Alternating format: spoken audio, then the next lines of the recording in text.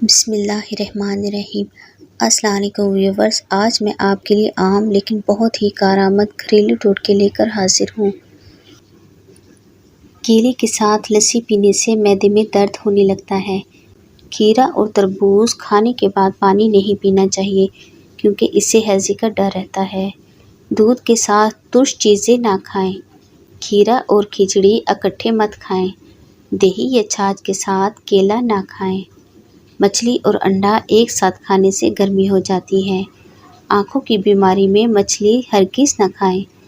اگر لیموں کا بیج ثابت نگل لیں تو اپینڈکس کا درد ہو سکتا ہے۔ دہی کو گرم گرم روٹی یا گرم چیز کے ساتھ مت کھائیں۔ دیسی گھی اور شہد کبھی ہم وزن نہ کھائیں۔ دودھ میں گڑ ڈال کر نہ پئیں۔ کھانا کھا کر فوراً سو جانے سے کان جلدی بہرے ہو جاتے ہیں۔ دن میں 3 بار سے زیادہ کھانا نہ کھائیں اور بھوک رکھ کر کھائیں۔ مرغ کے ساتھ مولی مت کھائیں ورنہ نقصان ہو سکتا ہے۔ اب کچھ خواتین کے لیے ٹوٹکے۔ ہرڑ کا مربع کھانے سے عقل بڑھتی ہے۔ انجیر تازہ یا خشک کھانے سے گھنٹیاں اور بواسیر رفع ہو جاتی ہے۔ سردی کے موسم میں تیل کی مالش کرنے سے گیس کی بیماری ختم ہو جاتی ہے۔ گوشت زیادہ کھانے سے بدن کا گوشت زیادہ بڑھتا ہے۔ دہی کا استعمال کرنے سے معدہ طاقتور ہوتا ہے۔ سر پر بار بار کنگھا کرنے سے بلغم خارج ہوتی ہے۔ کشمش کھائیں تو وبائی امراض سے محفوظ رہیں گے۔ اگر دروازے کھلتے ہوئے اور بند ہوتے ہوئے آوازیں دیں تو دروازے کے قفزوں کو سرسوں کا تیل لگا لیں۔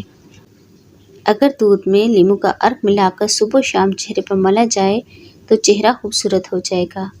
اگر پھل وغیرہ کھانا کھانے کے بعد کھائے جائیں تو دانتوں پر میل نہیں جمتی، اور اگر منہ میں کوئی زخم نہ ہو اور منہ سے بدبو آئے تو سمجھ لیجیے کہ معدے میں کچھ خرابی ہے۔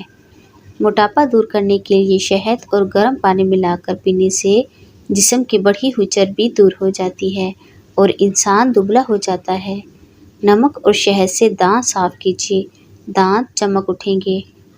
اگر ہونٹوں پر سیاہی یا نلاہٹ آ گئی ہو تو لیموں اور گلیسرین استعمال کریں، آہستہ آہستہ نلاہٹ دور ہو جائے گی۔